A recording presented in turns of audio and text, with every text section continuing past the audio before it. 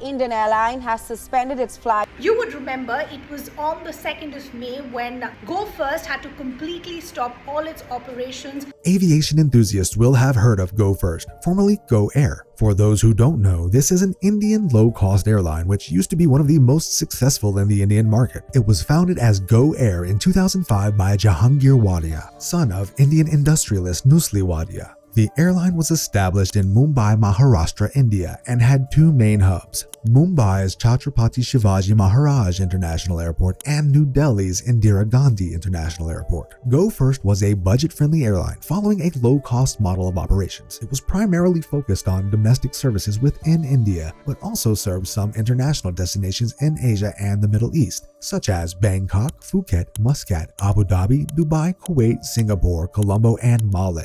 During their best times, somewhere around 2022, the airline managed to be among the main domestic airlines in India, having a strong presence of around 8% in the overall Indian aviation market share. This being one of the vastest aviation markets in the world, that percentage translated into millions of passengers every year. However, in spite of their sustained growth over the last few years, including a recovery from the pandemic, things took a drastic turn for Go First in May 2023. What was the cause of the airline's decline? It all started in May 2023 when the airline was forced to ground their fleet of 49 Airbus A320neos. We'll dive into the reason in a while, but just think of the following. The airline's fleet was composed of 49 A320neos and 5 Airbus A320-200s, totaling 54 aircraft. That is to say, after the grounding, they were left with only 5 aircraft to operate. How are you supposed to serve a route network for 54 aircraft with only 5? Well, it's certainly impossible. For this reason, the airline decided to ground their whole fleet of 54 aircraft, initially for only 3 days, on May 3rd, 2023. Now, what was the issue that caused such a disaster? Well, it wasn't actually the airline's fault. The reason behind the grounding were some technical issues with the engines on their A320neos. These aircraft were equipped with Pratt & Whitney PW1100G engines, which, according to Nusli Wadia, failed straight away from the first deliveries in 2016. For some reason, these engines were full of problems that at one point became impossible to manage. The complications were durability issues and microscopic cracks in certain components of the engine. While grounding their fleet caused huge financial issues to the company, their decision to take this measure was not due to money, but due to the engine issues that made it impossible to operate normally. The airline fully blamed the US-based engine manufacturer for the grounding of their fleet, citing an increasing number of failing engines. The resulting loss in revenue and expenses is estimated at around $1.3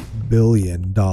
After learning about the technical issues of the engines, the grounding does make sense, doesn't it? At the end of the day, it's the passenger's safety first. But how have things evolved since then? As you might infer, the development of the situation was not great at all for the company. As if they didn't have enough already, more issues didn't take long to arise. Unfortunately, the engine issues were not solved in 3 days, unlike they originally thought. Hence, normal operations could not be resumed. In fact, far from returning to the sky at this point, apart from financial issues, they started having problems with their aircraft lessors. It was reported that lessors of 20 aircraft asked India's aviation regulator to deregister the aircraft to pave the way for their return. Basically, everything turned into a massive loss for Go First, which hasn't managed to get back in the air until now. Aircraft that are not flying are costing the airline money, and even more when they are not their property. Following the escalation of the problems, Go First faced financial strain and filed for voluntary insolvency proceedings at the National Company Law Tribunal. However, things have taken a turn for the worse after no investors expressed an interest in keeping the airline running. The situation is obviously pretty severe. You might be asking yourselves, how are things looking for the airline in the present? The answer, to be honest, is that things aren't going great. Basically because they haven't been able to return to the skies, which was what the airline's management expressed as their plan. The Wadia Group had reported that they had no plans to exit. The ongoing insolvency proceedings aimed to revive the airline, not to sell it. However, due to the lack of investors' interest, this hasn't been possible. It is taken for granted in the aviation industry that the longer a company remains grounded, the harder it becomes to resume their operations. And that's Go First's case, getting more and more complicated as days pass by. Right now, they have a debt of around $700 $180 million to creditors. While they are avoiding entering liquidation, this might end up happening, as the resolution process remains to be at a standstill. If they enter liquidation, they will be able to pay back creditors, but will most likely lose their aircraft, landing slots, and licenses, which would basically be the end for the airline. In December 2023, the airline's chief executive officer announced his resignation, which caused a loss of confidence in the airline from potential investors. This way, they lost their only potential buyer in the insolvency process, which decided not to make a bid. As you can understand, things look very difficult for the airline, but they still haven't given up. If you enjoyed this video, don't hesitate to take a look at the other videos in the channel and to subscribe so as not to miss any of the upcoming videos.